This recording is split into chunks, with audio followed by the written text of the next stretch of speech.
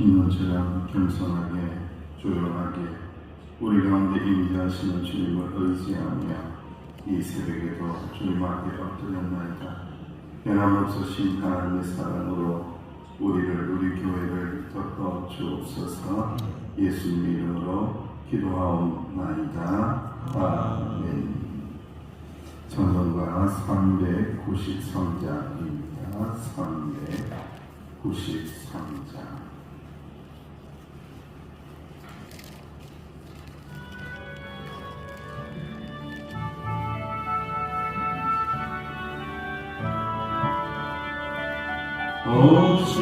신실하신 주의 아버지여 늘 함께 계시니 두려움없네. 그 사랑 영천코 날 지키시며 어제나 오늘이 한결같네. 오 신실하신 주 날마다 자비를 베푸시며 일용할 모든 것 내려주시니 오 신실하신 주 나의 구주. 봄철과 또여름 가을과 겨울 해와 달 별들도 다 주의 것 만물이 주의 영광 드러내도다. 신실한 주 사랑 나타내네. 오 신실하신 주 날마다 자비를 베푸시며 일용할 모든 것 내려주시니 오 신실하신 주 나의 구주. 내 죄를 사하여 아니하시고 주 친히 오셔서 인도하네. 오늘의 힘되고 내일의 소망 주만이 만복을 내리시네. 오 신실하신 주 날마다 자비를 베푸시며 일용할 모든 것 내려주시니 오 신실하신 주 나의 구주. 오시마에 기도합니다. 신실하신 주님의 사랑을 믿고 신실한 믿음으로 나아갈 수 있도록 이 새벽에도 말씀을 읽게 해달라고 기도를 드립니다. 아버지 하나님 감사합니다. 신실하신 주님을 바라보며 신실하신 주님을 의지하며 신실하신 주님의 사랑을 받았나이다. 감사합니다. 우리의 믿음도 신실해질 수 있도록 주여 이 새벽에 말씀하옵소서. 말씀을 따라가며 신실해집니다. 은혜를 따라가며 신실해집니다. 오직 주님을 따라가며 신실해집니다. 아버지의 영광을 따라가는 자가 되지 않게 하시고 오직 하나님의 말씀을 따라갈 때에 신실하심을 도달할 수 있는 저희의 삶이 되게 하시고 교회가 되어줄 수 있도록 축복하여 주옵소서. 이 새벽에 주님 말씀하옵소서. 듣기 원합니다. 깨닫기 원합니다. 함께하여 주옵소서. 감사합니다. 주님 예수님의 이름으로 간절히 기도드리옵나이다. 아멘. 하나님 하나님의 말씀 잠언 28장입니다.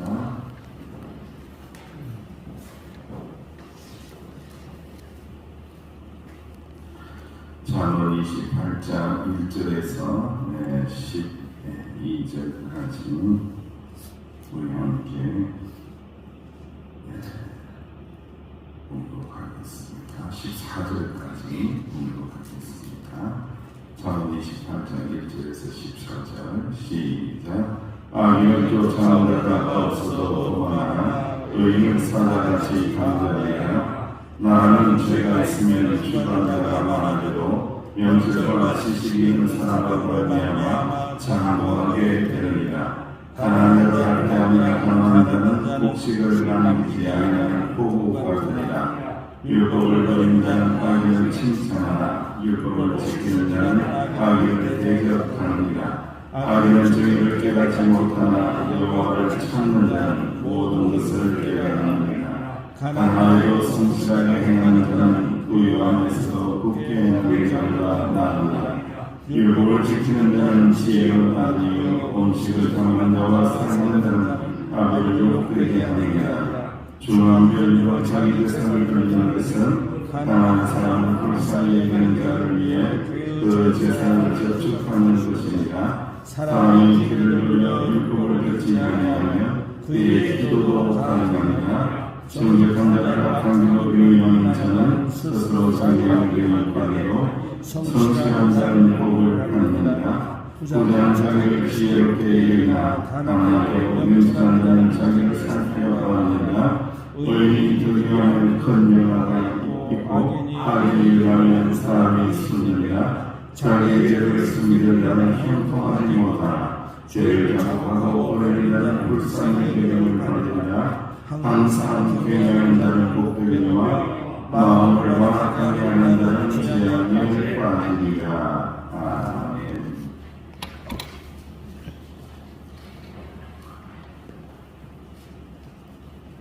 우리가 한때에 유행했던 말들 중에 그런 말이 있습니다. 그때 달라요 라는 말이 있었어요. 우리가 잠언 말씀을 계속해서 묵상하다가 보면은 우리가 믿음으로 살아가는 것에 대한 것들은 다르지 않다. 항상 일관성이 있다라는 것을 우리가 말씀을 통하여 깨달아 알게 됩니다. 로마서의 말씀처럼 복음에는 하나님의 의가 나타나서 믿음으로 어디에 이릅니까? 믿음으로 믿음에 이르게 하나니 기록된 바 오직 의는 믿음으로 말미암아 살리라 한 것 같으니라. 하박국 2장 4절의 말씀이죠. 그러니까 구약과 신약이 같다는 의미예요. 구약과 신약의 믿음으로 의인된 자는 결국은 믿음에 이르게 된다라는 거죠. 믿음으로 믿음에 이른다는 것이 또한 중요한데 왜 두 번의 믿음을 반복했을까? 앞에 믿음은 뭐고 뒤에 있는 믿음은 뭘까라는 거죠. 그래서 수많은 이제 신학자들이 연구를 했어요. 또 말씀을 깊이 연구한 결과가 있는데 믿음으로 믿음에 이르게 한다라고 할 때에 앞에 믿음은 고백의 믿음이다. 그리고 뒤에 믿음은 실천의 믿음이다라고 아우구스티누스라는 분은 이야기를 하고 또 종교교육자인 마틴 루터는 이렇게 이야기합니다. 어린 믿음에서 장성한 믿음이다라고 이야기합니다. 믿음에서 믿음으로 이른다. 믿음이 어렸는데 점점 장성해진다, 자라난다, 어른의 믿음이 된다, 예수님까지 자라난다라는 거고 또 낮은 믿음에서 높은 믿음으로 올라가는 것이다 라고 마틴 루터는 이야기를 했습니다.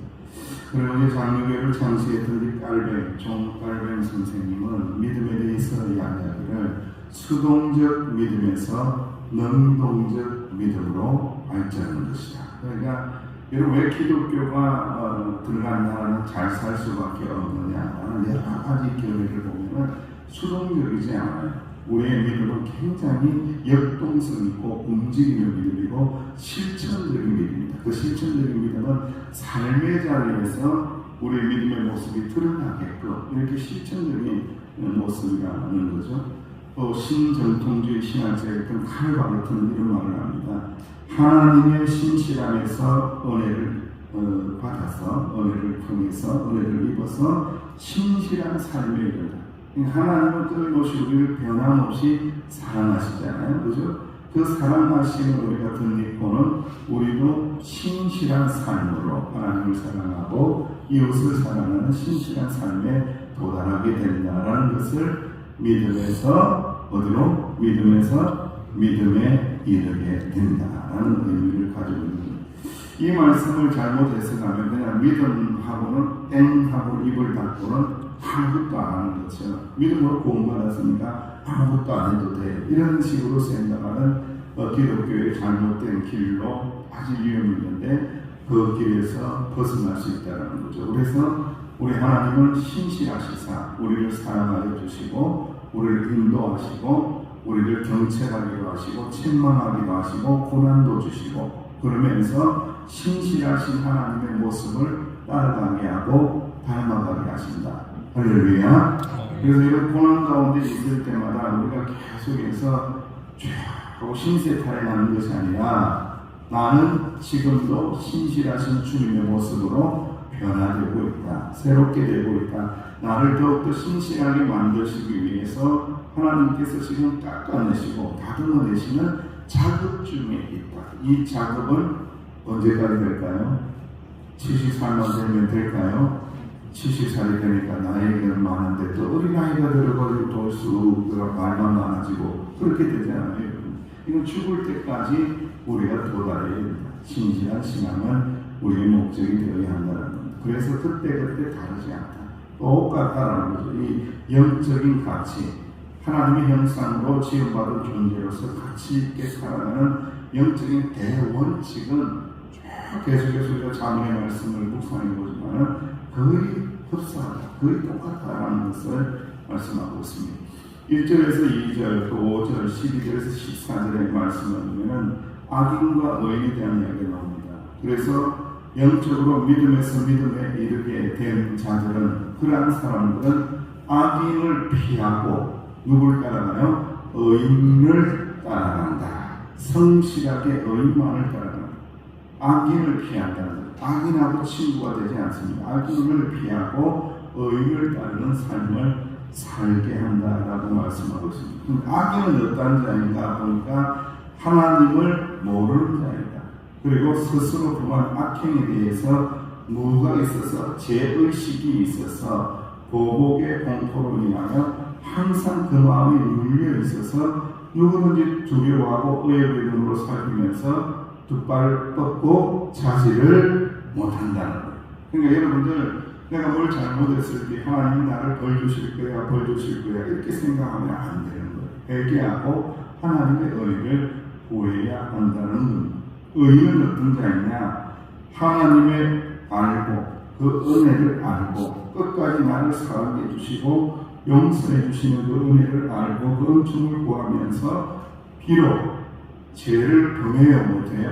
비록 죄를 범하는 일이 있더라도 곧 회개하여 기쁨을 얻으며 사자처럼 앞만 보고 달리고 좌우를 살피지 않는 신실한 성도를 뭐라고 한다고요? 의인이라고 말씀을 하는 거예요. 그래서 여러분 사도 바울은 빌립보서 3장 12절에서 14절 말씀에 그가 이제 이렇게 고백을 하잖아요. 그리스도 안에서 참 자유를 얻고 난 다음에 사도 바울은 삶의 표대를 누구를 발견한 거예요? 예수 그리스도를 발견한 거예요. 그래서 예수 그리스도를 향하여 앞에 있는 것, 뒤에 있는 것은 잊어버리고 앞에 있는 것을 잡으려고 매일매일 어떻게 한다고요? 달려간다. 이게 믿음으로 믿음에 이른다. 믿음으로 믿음의 삶을 산다. 계속 표대이신 예수 그리스도를 향하여 달려간다. 또 달려간다. 때로는 실수를 해요? 안 해요? 실수를 해요. 때로는 죄도 짓기도 해요. 하지만 회개하고 참 기쁨을 얻으면서 계속해서 표대가 되시는 예수님을 향하여 달려간다라고 말씀하고 있습니다. 그래서 여러분들 이제 시편 1편의 말씀에 우리가 너무나 잘 아는 말씀 있잖아요. 외우시라고 믿고 시작. 복 있는 사람은 악인들의 길을 따르지 아니하며 죄인들의 길에 서지 아니하며 오만한 자들의 자리에 앉지 아니하고 오직 여호와의 율법을 즐거워하며 그의 율법을 주야로 묵상하는도다. 그는 시냇가에 심은 나무와 철을 따라 열매를 맺으며 그 입술에가 의사이가 만지 아양 같으니 그가 하는 모든 일이 다 형통하리로다. 악인들은 그렇지 않으며 오직 바람에 나는 겨와 같도다. 그러므로 악인들은 심판을 견디지 못하며 죄인들이 의인들의 모임에 들지 못하리로다. 무릇 의인들의 길은 여호와께서 인정하시나 악인들의 길은 망하리로다. 그래서 악인들은 발 뻗고 못 자고 의인들은 발 뻗고 잔다. 왜? 하나님의 신실하신 사랑을 덧입고 회개하고 자복하고 용서함을 덧입고 예수 그리스도를 표대로 삼아 살기 때문에 우리는 아무리 힘들고 어려워도 발 뻗고 자고 마음 편안하게 자야 한다라는 것을 말씀을 하고 있습니다. 그리고 그때 다르지 않은 영적인 원리 3장 3절, 6절, 8절, 11절을 보면은 우리 믿음으로 믿음을 이르게 된 자들은 재물에 휘둘리지 않는다. 물질에 휘둘리지 않는다는 예언입니다. 우리가 휘둘려야 할 것은 오직 뭐밖에 없습니까? 오직 하나님의 말씀밖에 없습니다. 우리가 통치받아야 되고 좌우되어야 될 가치관은 하나님의 은혜, 말씀밖에 없는 것이지 재물, 물질에 의해서 믿음이 흔들려서는 안 된다는 것을 계속해서 교훈하고 있습니다. 이건요, 이 기독교 역사 가운데 계속해서 말씀하는 재물이 위험하다, 물질이 위험하다, 교만하게 만든다, 결국은 이 마귀가 어디로 간다? 만몬으로 간다. 탐심이 결국 어디로 간다? 우상 숭배로 간다. 이건 매우 중요하다. 절대 재물을 휘둘리지 말고 재물을 쫓아다니지 말고 말씀을 따라가면서 믿음으로 믿음에 이르게 하니 믿음으로 열심히 신실하게 살면 하나님께서 채워주시고 열매를 허락하여 주십니다. 할렐루야. 그래서 가난해도 성실하게 살고 부유해도 겸손하게 살고 하나님 따라가는 삶을 살아가야 되고 재물을 따라가면은 재물의 잔인한 속성을 담습니다. 재물은요 잔인한데요, 여러분들. 인간은 비참하게 만듭니다. 그러나 자비하신 하나님을 따라가면 누굴 닮아요? 자비하신 하나님을 닮습니다. 근데 예수를 믿는 것 같은데 굉장히 잔인한 사람들이 있어요. 아주 매몰차요. 잔인해. 그 내면의 세계를 한꺼풀만 딱 열고 들여다보면은 그 안에 뭐가 있느냐면요. 만몬이 있어요. 만몬. 돈이 있어요. 돈 때문에 잔인해지는 거예요. 이 돈이 지배를 하기 때문에 잔인한 거예요. 돈을 아래에 두고 우리 누구의 지배를 받아야 된다고요? 자비하신 하나님의 지배를 받으면 가난해도 기쁘고 부유해도 겸손해서 주님의 언총을 듣는다는 것을 우리는 깨달아야 합니다. 여러분 이제 최근에 굉장히 유명한 이야기가 있습니다. 서울 신월동 이게 이제 달동네 같은 데인데 산을 갖다 놓는데 폐지를 줍는 할머니가 계셨어요. 손자는 할머니가 리어카를 끄는 것이 안쓰러워서 7살의 어린 나이에도 혼자 끌어보겠다고 나섰어요. 할머니는 이 모습을 기특하게 바라보고 있는데 손자가 그만 갑자기 중심을 잡고 넘어진 거예요. 옆으로 빠져버린 리어카가 그만 고급 외제차에 부딪힌 거예요. 외제차하고 키스나면 이건 뭐 1000만 이상 막 나오는 거잖아요. 그래서 난리가 나는데 사람들은 모여서 웅성거리기 시작했습니다. 큰 난도죠. 할머니가 손주를 안고 어쩔 줄을 모르고 당황해하고 있습니다. 차주가 왔습니다. 차주인이 온 거예요. 그런데 이 부부는 오히려 할머니에게 공손히 인사를 하며 사죄를 합니다. 제가 주차장에 주차를 해야 하는데 급해서 도로변에 주차해 놓다 보니까 이런 사고가 난 것 같습니다. 손주는 괜찮으세요? 손주는 안 다쳤어요? 혹시 다친 데 있을지 모르니까 병원으로 가면 좋겠어요 라고 하는 아주 유명한 이야기가 최근에 인터넷에 올라왔어요. 그 이야기를 수많은 사람들이 목격하고는 그 날을 보죠. 그러면서 그 글의 제목이 뭐냐면 외제차보다도 이 부자의 그 아름다운 성품을 너무너무 부럽다. 외제차가 부러운 것이 아니라 그 인자하고 자비할 뭐가 부럽다고요? 성품이 부럽다라고 기록을 합니다. 그러니까 여러분 돈이 부러운 사람이 되면 안 됩니다.